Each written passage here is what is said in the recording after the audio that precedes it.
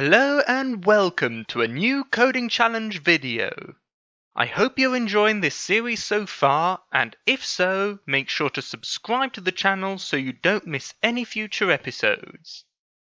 Today's channel is actually quite straightforward and involves writing a function which takes a string and returns the middle letter if the length of the string is odd, or an asterisk if the length of the string is even. However, as some of you may have guessed from the title of this video, your task is to do all of this using a single line of code aside from the definition of the function itself. As always, I wish you the best of luck in completing this challenge, and if you think you have the right answer, then make sure to leave a comment down below.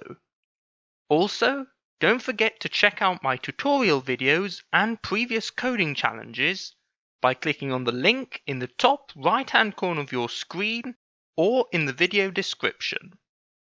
I look forward to seeing you next week for the solution, and until then, happy coding!